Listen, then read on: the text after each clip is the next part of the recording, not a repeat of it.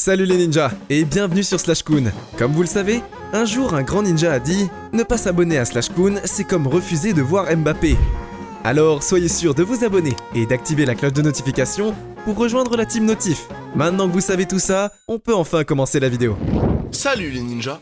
Il est toujours fascinant de se promener dans une zone boisée reculée, de grimper sur une montagne et de voir soudainement apparaître devant soi une ruine mystérieuse. Les lieux abandonnés sont partout dans le monde et beaucoup d'entre eux attendent encore d'être découverts. Certains sont cachés dans des zones inaccessibles, d'autres sont simplement superbement camouflés ou inaccessibles. Aujourd'hui, on se plonge dans 11 lieux abandonnés qui existent vraiment. Numéro 11. L'hôtel fantôme abandonné à Bali. Bali est connu pour ses temples et ses paysages magnifiques. Des milliers de touristes visitent l'île indonésienne chaque année.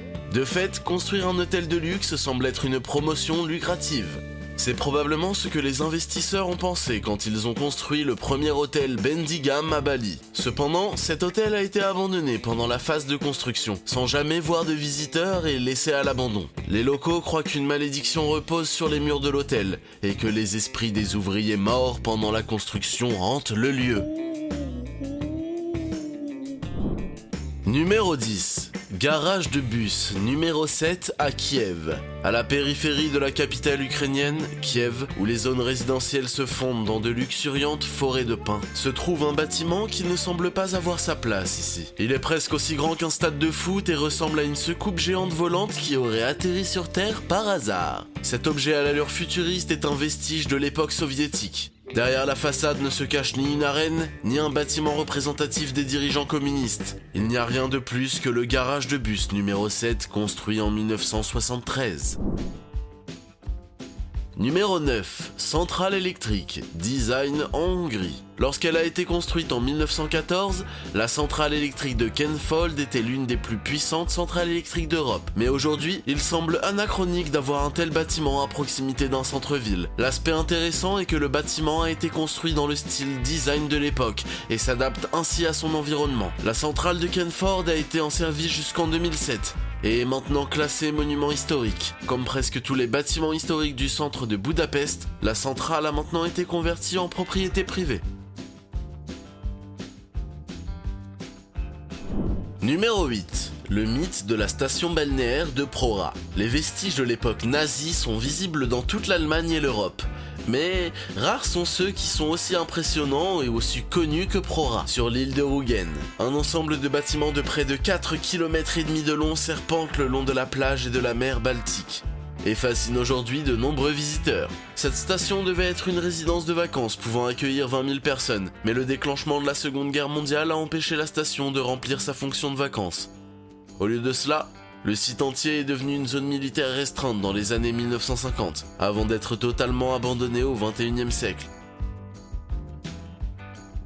Numéro 7. L'étrange radar de Dougar. Dans le nord de l'Ukraine se trouve le site abandonné le plus célèbre du monde, Tchernobyl. Cependant, avec l'ouverture contrôlée de la zone contaminée par le nucléaire aux visiteurs en 2011, le mystérieux radar Dougar est également revenu sur le devant de la scène. Construit pendant l'ère soviétique, l'objet est particulièrement intéressant car sa fonction exacte reste en grande partie inexpliquée à ce jour. Le radar Dougar était considéré comme un des secrets les mieux gardés. Il apparaît comme un mur surréalistement dimensionné. Ce n'est qu'en s'approchant que l'on réalise que la structure est composée de nombreux objets individuels. Des centaines d'antennes et de turbines sont également alignées pour former ce mur immense. Numéro 6. Les tunnels du projet Riez. Pendant le Troisième Reich, les autoroutes n'étaient pas seules à être construites. Dans certaines régions, des montagnes entières étaient creusées afin de construire un bunker de protection ou des installations industrielles souterraines. L'une des infrastructures les plus impressionnantes de cette période sont les tunnels près de Walberg. Également connu sous le nom de projet Riez, le système de tunnels sous le château de Jointoski, long de plusieurs kilomètres, a été construit par les travailleurs forcés entre 1943 et 1945. Les opinions divergent quant à l'objectif de l'installation. Certains pensent que les tunnels doivent être utilisés pour la production souterraine d'armes, tandis que d'autres pensent que le projet Riez était prévu pour remplacer le quartier général des Wolfenstein d'Hitler.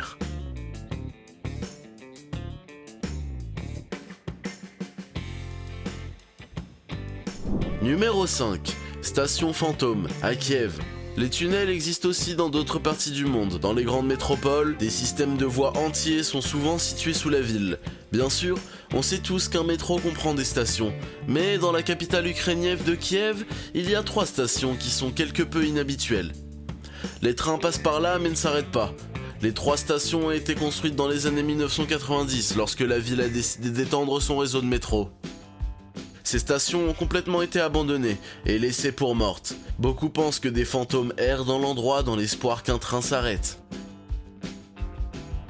Numéro 4. Château de Disney, en Turquie. Vivre dans un château de contes de fées ou une forteresse médiévale est certainement un rêve. Ce souhait peut être réalisé. Vous savez, la Turquie, c'est un endroit formidable, et là-bas, on peut y passer du bon temps. Chaque maison a sa propre tour, et 2 balcons, les mini-châteaux se ressemblent tous. Cette colonie qui a un centre commercial et une mosquée ressemble à un idéal. Mais malgré ça, seuls des fantômes ont emménagé dans le château, qui est vide et hanté.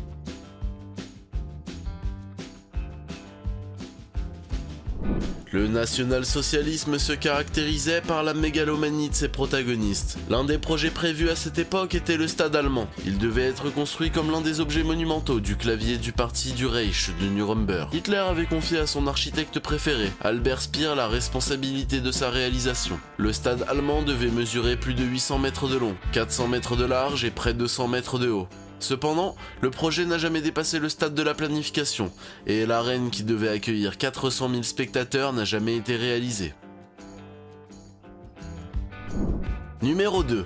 Les énormes piles de ferraille automobiles en Chine. La Chine est un pays en plein essor qui s'est fortement développé économiquement au cours des dernières années. La prospérité accrue a conduit de nombreux Chinois à acheter de nouvelles voitures modernes, tandis que, dans le même temps, le gouvernement a décidé de retirer des routes publiques les véhicules qui émettent trop de CO2. Cependant, personne n'a trouvé de solution quant à ces nombreuses voitures, camions et cyclomoteurs mis au rébut. De fait, la Chine est l'un des pays qui possède le parc à ferraille le plus inhabituellement conséquent du monde.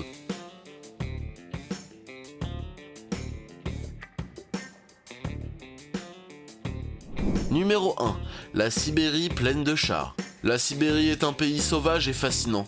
Dans l'immensité de cette région peu peuplée, beaucoup de choses ont disparu et ont été délibérément cachées. Ces choses sont rarement remises en lumière. C'est donc assez extraordinaire qu'un dépôt entier de véhicules militaires apparaisse soudainement dans la solitude sibérienne. L'armée russe a été confrontée à un tel scandale il y a quelques années. À l'époque, une centaine de chars ont été découverts, rouillant au milieu de la forêt sans aucun garde près du site d'armement. Et voilà, c'était les 11 sites abandonnés qui existent réellement. Dites-nous en commentaire celui que vous aimeriez visiter le plus. Ok les ninjas, c'est la fin de cette vidéo.